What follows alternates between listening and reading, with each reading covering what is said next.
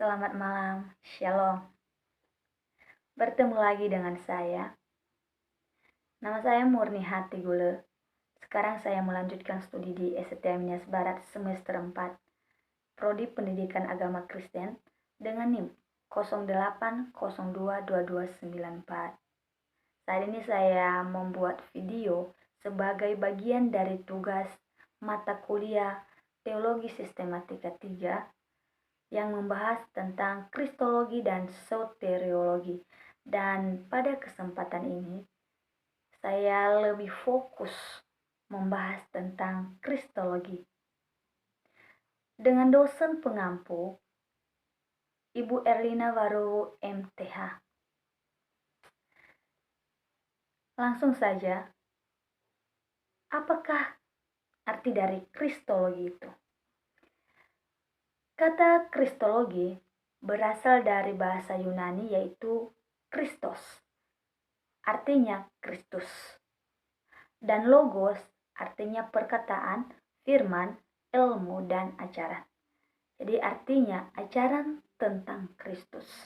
Jadi kristologi adalah doktrin tentang Kristus yang merupakan poros atau pusat dan puncak karya keselamatan Allah terhadap manusia berdosa. Eksistensi atau keberadaan Yesus Kristus dalam Perjanjian Lama. Tatkala Yesus mengatakan, "Aku ada sebelum Abraham jadi," maka ia sedang mengungkapkan prokondisi eksistensinya yang adalah Yahweh. Hal inilah yang menjadi latar belakang bagi eksistensi inkarnasinya. Penyataan tentang Yesus Kristus dalam Perjanjian Lama merupakan latar belakang terpenting bagi eksistensi dan kisah Yesus dalam Perjanjian Baru, yaitu tipologi atau gambaran Yesus dalam Perjanjian Lama.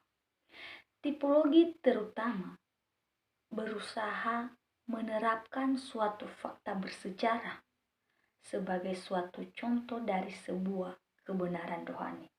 Adapun tipologi Yesus Kristus dalam Perjanjian Lama yaitu pertama, tipologi Yesus dalam tokoh-tokoh Perjanjian Lama. Tipologi Yesus Kristus dalam tokoh-tokoh Perjanjian Lama yaitu pertama, Harun. Surat Ibrani memberikan dasar yang kokoh untuk mempercayai bahwa Harun adalah tipologi daripada Yesus. Sebagai seorang imam, Harun dipanggil mengemban jabatan yang suci sebagaimana Kristus sebagai imam. Berdasarkan Ibrani pasal 5 ayat 4 sampai 6.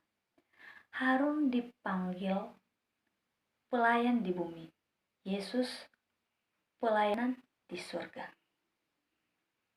Berdasarkan Ibrani pasal 8 ayat 1 sampai 5. Harun melayani dalam Perjanjian Lama, sedangkan Yesus melayani Perjanjian Baru. Dapat kita lihat di dalam Ibrani pasal 8 ayat 6. Harun dipanggil untuk mempersembahkan korban setiap harinya, sedangkan Yesus mempersembahkan dirinya sekali untuk selama-lamanya. Harun sebagai imam adalah gambaran Yesus Kristus sebagai imam. Tipologi dari Yesus Kristus dari tokoh yang kedua yaitu Habel. Dalam tipologi Habel terlihat Kristus disajikan sebagai gembala sejati yang mempersembahkan korban berdarah yang diterima Allah sebagai ketaatan terhadap perintah Allah. Habel dibunuh oleh Kain yang melambangkan dunia. Demikian pula Kristus dibunuh. Sebagaimana persembahan Habel diterima Allah, demikian juga persembahan Yesus diterima Allah. Tipologi Yesus Kristus dari tokoh yang ketiga yaitu Adam. Adam adalah kepala ciptaan lama, sedangkan Kristus adalah kepala ciptaan yang baru. Dapat kita lihat di dalam Roma pasal 5 ayat 14. Baik Adam maupun Yesus masuk ke dalam dunia ini melalui tindakan istimewa dari Allah. Keduanya masuk ke dunia tanpa dosa. Keduanya mewakili satu kaum. Dosa Adam dipertentangkan dengan ketaatan Kristus. Istilah Adam yang pertama dan Adam yang terakhir dikenakan kepada masing-masing Adam dan Kristus. Dapat kita lihat di dalam 1 Korintus pasal 15 ayat 45 sampai 47. Adam sebagai suami Hawa merupakan tipe mempelai laki-laki dalam hubungan dengan gereja sebagai mempelai perempuan. Dapat kita lihat di dalam Efesus pasal 5 ayat 22 sampai 33. Oleh Adam, semua manusia menjadi berdosa karena pelanggarannya terhadap Tuhan. Demikian juga di dalam Kristus, semua manusia dibenarkan atau diselamatkan oleh pengorbanan dan ketaatannya kepada Bapa. Tokoh yang keempat adalah Daud. Daud adalah raja kedua di Israel. Daud adalah tipe tentang Yesus yang mula-mula adalah gembala dan kemudian menjadi raja. Daud mengalami panggilan Allah, penolakan oleh saudara-saudaranya, senantiasa mengalami bahaya dalam hidupnya karena ia diurapi sebagai raja, dan selama bertahun-tahun dalam penolakannya, ia mengambil istri dari bangsa kafir yang merupakan gambaran gereja. Selanjutnya, tokoh yang kelima yang merupakan tipologi dari Yesus Kristus adalah Ishak. Ishak maupun Kristus sama-sama merupakan mukjizat sejati. Kelahiran keduanya merupakan janji Allah jauh sebelumnya.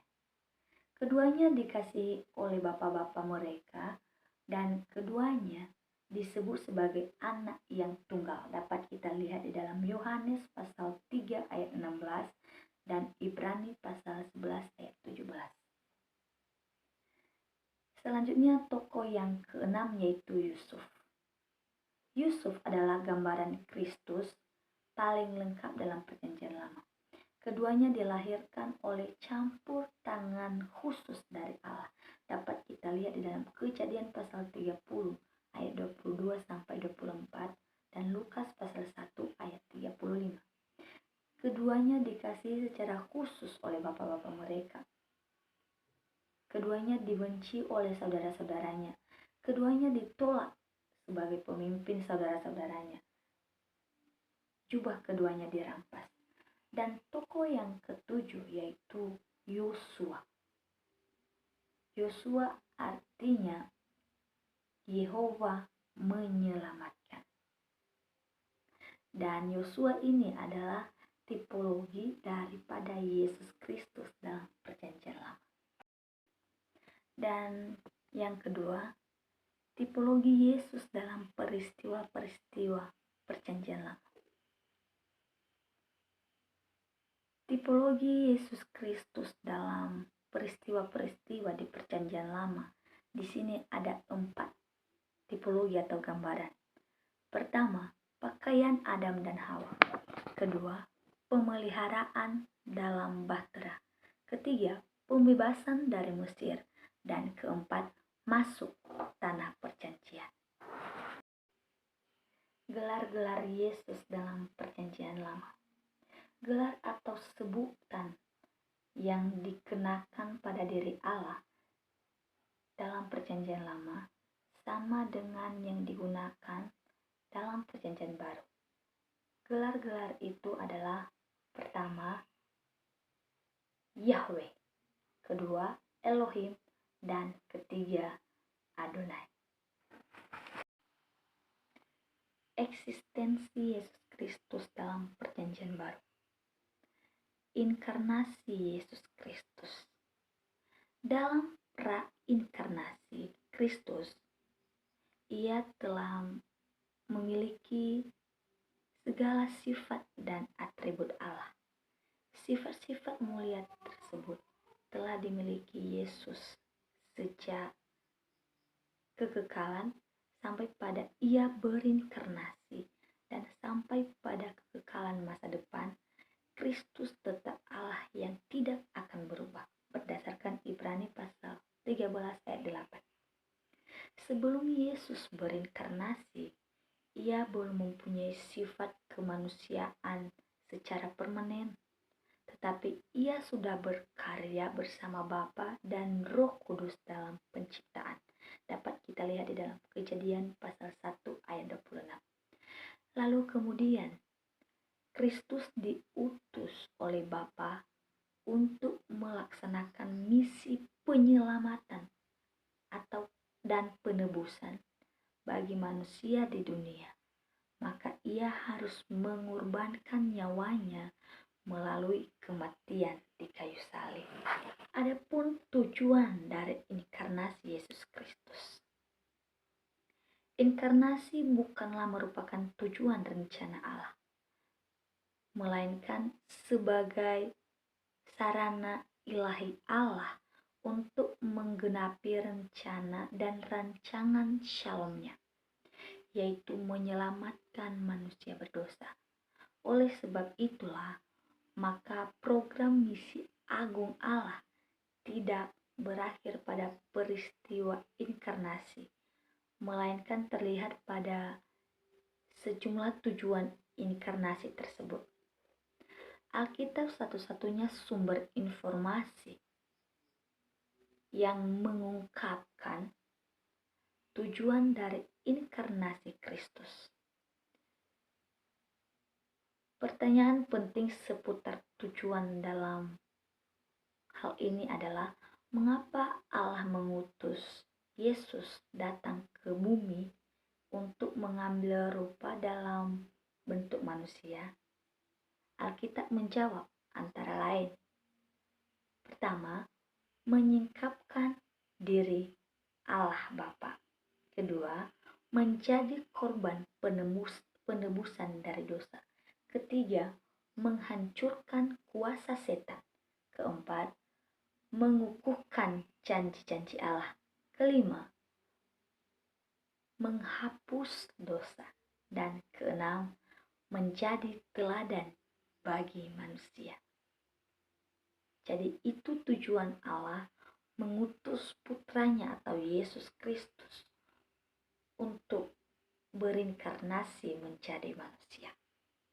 Adapun nama-nama Kristus dalam Perjanjian Baru, ada beberapa nama yang melekat pada diri Yesus Kristus selama dalam masa pelayanannya di bumi, antara lain: pertama, Yesus; kedua, Kristus; ketiga, Tuhan; keempat, anak manusia; dan kelima, anak Allah. Jabatan-jabatan Yesus Kristus. Adapun jabatan-jabatan Yesus Kristus selama pelayanannya di bumi, yaitu pertama, Yesus Kristus sebagai nabi; kedua, Yesus Kristus sebagai imam; dan ketiga, Yesus Kristus sebagai raja. Demikian materi pada saat ini yang membahas tentang Kristologi, dan akhir kata saya ucapkan terima kasih dan saya sapa kita kembali. Shalom.